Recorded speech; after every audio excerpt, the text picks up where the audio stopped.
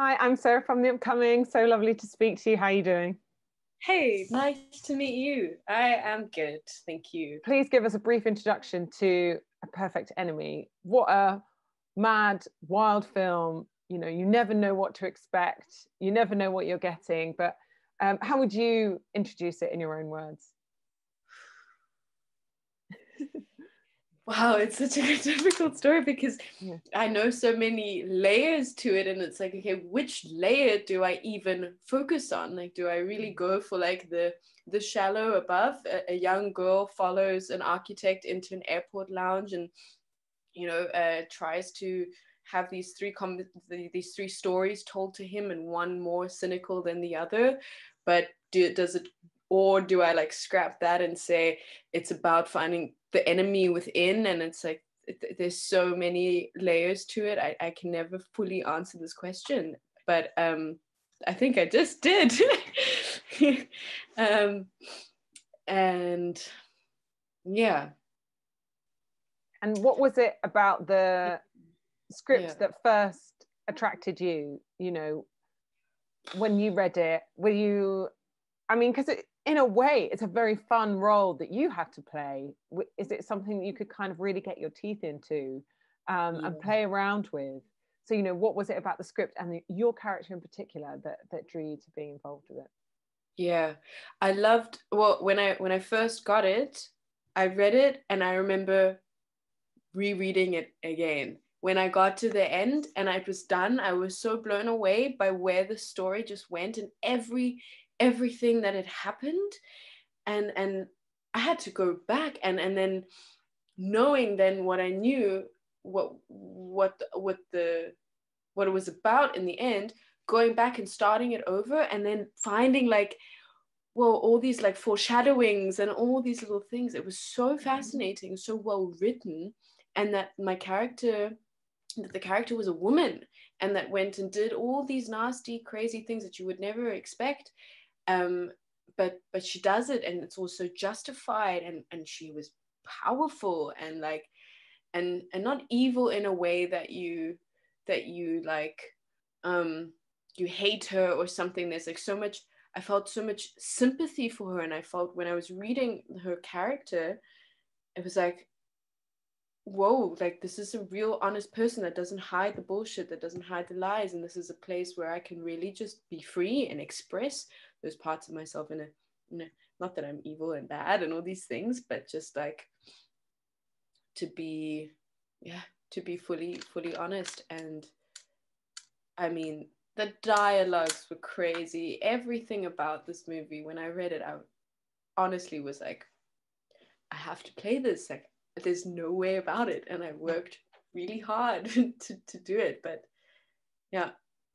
And maybe there's something surprising as well when you think about it. Do we often see female characters on screen behaving in some of the ways that we see your character do? So, you know, was there something even in the subversion of our expectations of women characters in the role that you were playing? And is that something that's also fun to play on?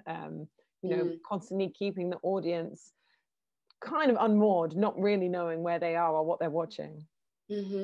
Yeah, for sure. I think one can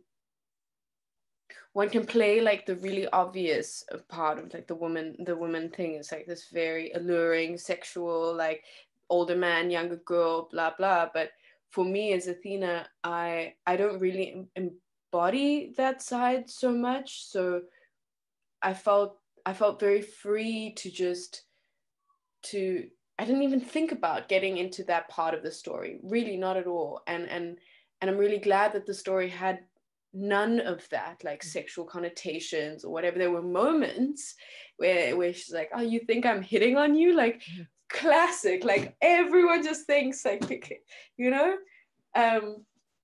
So yeah, that was really strong about the movie. I really appreciated that a lot. And that's kind of what I want to uphold also, these not playing into the stereotypes of these kinds of roles. Yeah. And even kind of coming to actually filming it and everything, like you've got some great costumes, you know, that you can have fun with, and then there's some really intense scenes that you have to film. So what was the actual shooting of it like, and obviously working with the director and your co-stars? Well, I prepared. My preparation started like before I had rehearsals with Kika, the director. I was like watching some YouTube videos, documentaries about serial killers, but specifically women, and like why they do the things that they do. And it's and I guess it's all because they fully believe that it's all justified and all these things. So I had to find, I mean, it wasn't hard, but that was the click for me into the character, to just like, don't think about Athena now. It's not about Athena anymore. It's really now just understand Tessel and where she's coming from and get into that. And so I was preparing for that part. And then when I got to the rehearsal stages with Kika, he was so free and so like confident in my interpretation of the character, and really like supported it, that it wasn't a breeze. I mean, it was hard a lot of the times to like have the endurance to just go more and more, and to carry such deep text all the time and make it interesting. And but I think what was so helpful was that Kika was really like, let me be free with it. And then just like, then the body came, and then all the stuff came out, and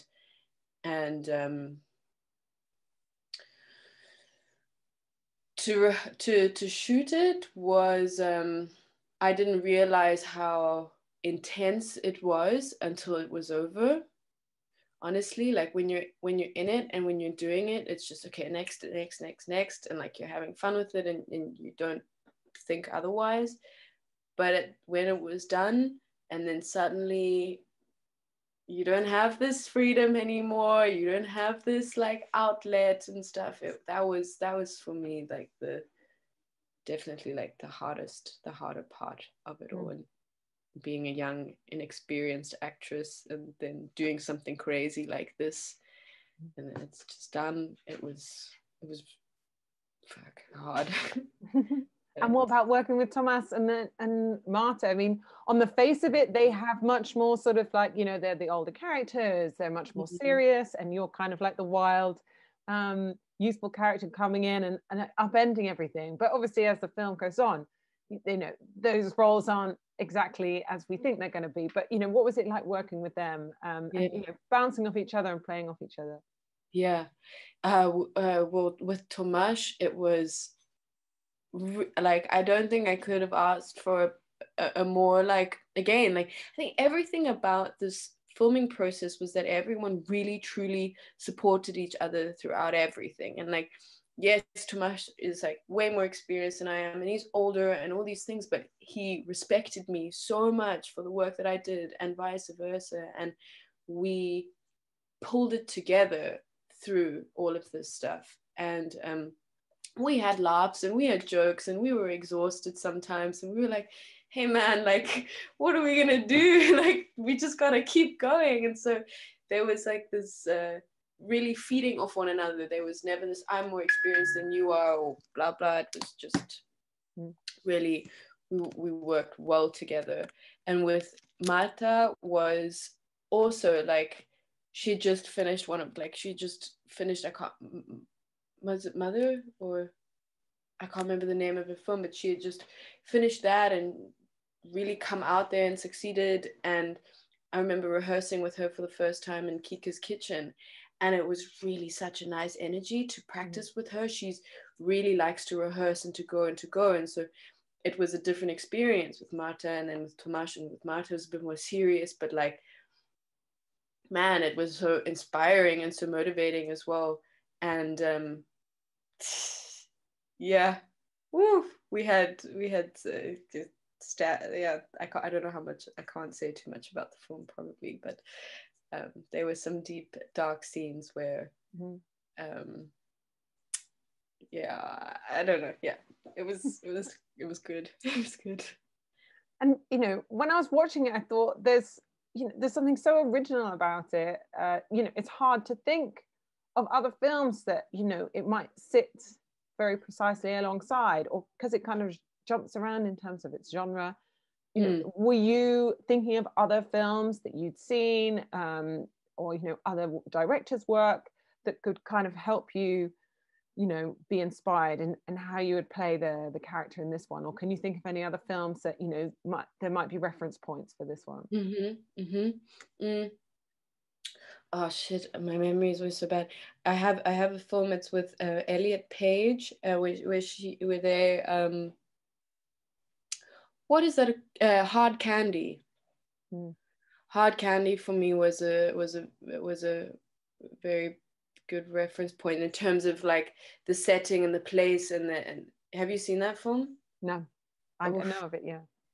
Oh my gosh, the way that the bouncing back between like, okay, now I'm winning, now you're winning, now it's like this fight, and it's also this older man and this younger girl at the time. What else? Can you hear that? It's like noise in the background. It's okay. Yeah, I shouldn't put my headphones in. Someone's having a shower. Don't worry, it's not too loud. It's not too loud? Okay. What was it else? I think, yeah, I can't think of any other films right now that was inspiring me towards it. And I think that's what made it also. I really, I can honestly say, and with like a lot of pride, that I didn't allow any other external influence or try to be like anything else, because it was so complete in itself. The writing, the direction, everything was so complete in itself. I didn't feel like I needed to bring anything else in there. Mm-hmm. Yeah. And one of the things that I think is amazing about it is how it flits between the sort of very realistic, you're in an airport, like everything seems to be as expected, and then the surreal elements that just keep creeping in here and there and everywhere. So, what do you hope that people will take away when they're watching it? And, what is that can be quite kind of somehow transporting about watching a film like that you kind of you finish it and you're kind of like, oh my gosh, what just happened there? It takes you somewhere else in a way. Mm-hmm.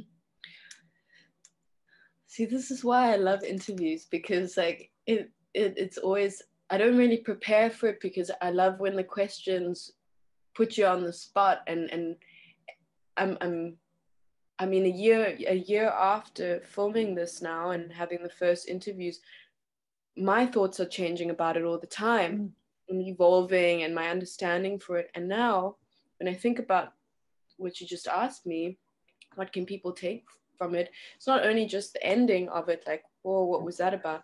But now imagine you're sitting somewhere and your perspective on other people could have potentially also changed. You're thinking like, I wonder what's behind all this, like, for lack of for reference, like this perfection of someone, like what's behind them. Everyone has these internal demons and these enemies and blah blah blah, and then we all share this mutual experience, but we hide it all. So maybe it's a little bit of a bringing you back down to reality somehow, even though it's so surreal and maybe far-fetched. It's like, okay, who around me, or how do I perceive that person, or how do they perceive me? And just this, yeah, I don't know if that makes any sense. No, definitely. And what about putting a film out right at this moment, like we were talking about at the beginning?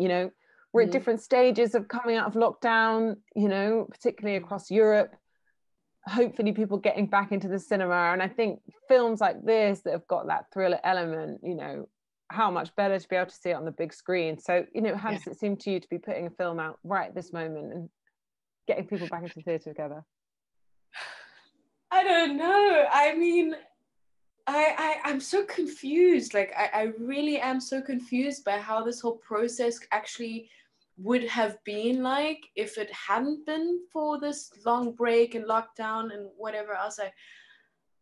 I don't know. Like, I don't know where the movie is going. I don't know where it's being shown or what's happening right now, if it's even going to the cinema or what. I mean, it is clearly, but I've got nothing to compare it to. So it feels a little bit like it's taking me on another ride with it. It's like this movie was a ride in itself, and now it's the post is also a ride. I definitely feel like the movie is meant to be seen on the big screen. Like the sound and the theatrics of it is meant to be big there.